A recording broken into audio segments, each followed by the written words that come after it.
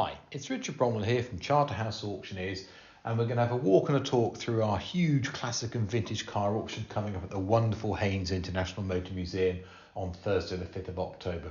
We've got nearly 70 cars in total. The earliest car is this 1925 Bullnose Morris. Not to everyone's taste these days, but I still think they're great and certainly excellent value. This one's estimated around about the £7,000 to £9,000. Also from the same owner and tucked away in his garage, this 1928 Chevrolet Tourer. It's a rare right-hand drive. Both this Chevrolet and the Bullnose originated from Australia.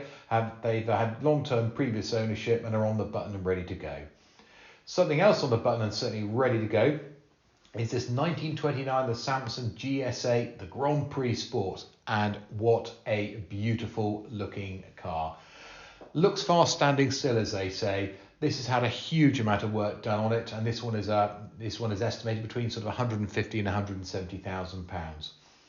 A little bit cheaper and just a year newer is the 1930 Austin 7. It's an Ulster special. Serial family owners of Austin 7. They've had their fun in this, and it's time to let this one go. Also time to let go is this 1950 Land Rover. Now, we've got about 5 Land Rovers in the sale. We've got this 1950 Land Rover Series 180 inch in pretty much original condition with perfect patina. We've got a 1954 Land Rover Series 1. We've got the grey one here, the 1965 Land Rover Series 2A. It's an 88 inch again, low ownership, wonderful. It's hardly been away from Exeter in all its life. And then we have a 1965 Annie the Ambulance. Here we go, as starred in Heartbeat and the Royal. And finally, we've got the 1977, another 88 inch, which is a two-tone green. I think that's the best way of describing it. A complete project, this one. This is more than a weekend's work and obviously being sold without reserve. Also green are the 1963, the Austin Healey, the 3000, the BJ7. And this is owned from the 1970s by the vendor. And he's giving up driving some of his cars now. Next up, we've got a Jaguar. This is the 1964, the Mark II. It's a 2.4 manual overdrive. And against its sort of stablemate, this one here, the 1968, the Daimler V8 250. And both great cars. And difficult to choose one, isn't it, really? For me, I might go with the Daimler, though. A car I would like to own, which has come up from us in Devon, is this Lotus Elan, the 1968. It's a Series 4 fixed head coupe, and this has had a lot of money spent on it, and it is certainly one of the nicest and prettiest and best I have seen. Estimate on that between sort of 18 and 20,000 pounds. Sadly for sale due to ill health. Also for sale due to ill health is the 1968, the Volvo 131.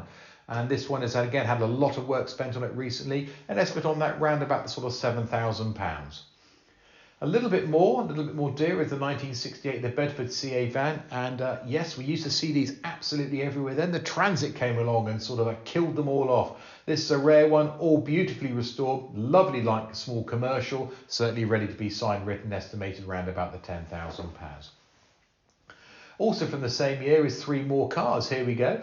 We've got the 1969, the Jaguar XJ6. It's a 4.2.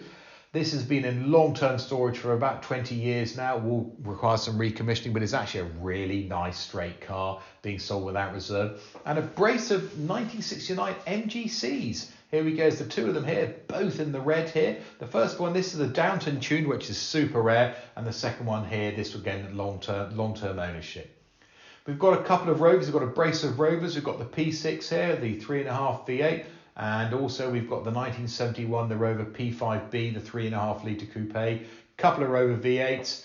The first one, the brown one, ran about the 5.5 to 6,500. And the coupe, the lovely, beautiful one, ran about the £22,000.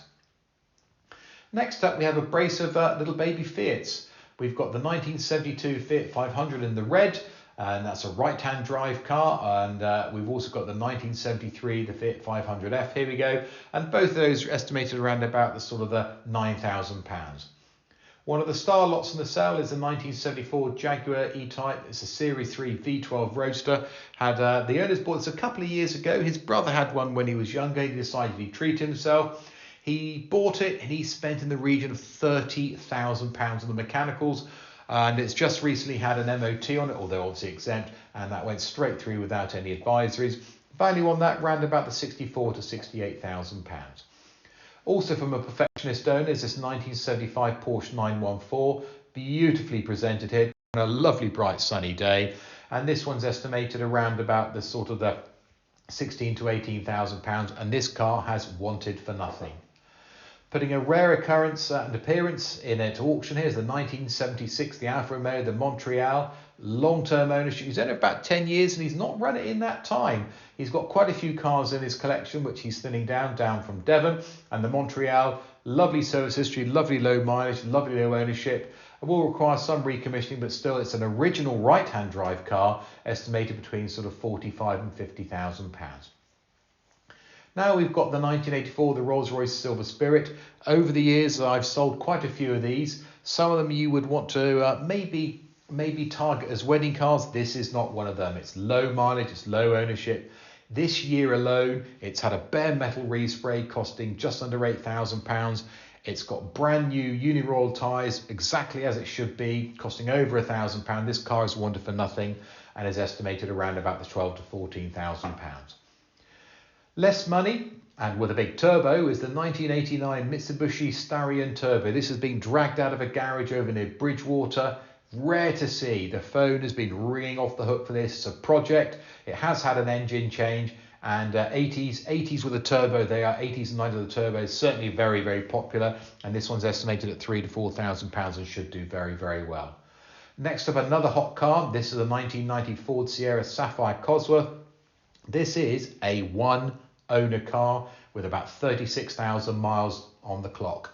Lovely service history. He's kept most of the bills to go with it. And the one thing which I noted when I was there was the fact the front number plate didn't match the back, and he said no, he cracked it.